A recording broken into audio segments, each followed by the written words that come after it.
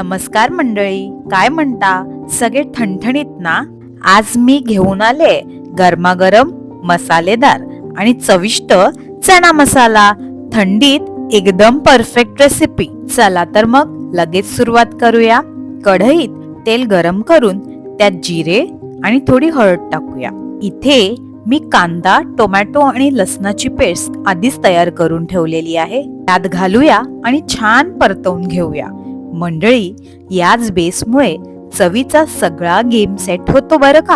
आता यात टाकूया आपला घरगुती मसाला आणि एक छोटीशी टिप, उकडलेल्या चण्यांची थोडी पेस्ट करून या ग्रेव्हीत मिसळूया. यामुळे थिकनेस आणि चव दोन्ही जबरदस्त होतात. यानंतर यामध्ये आपण ऍड करतोय दही आणि नीट मिक्स करून घेऊया.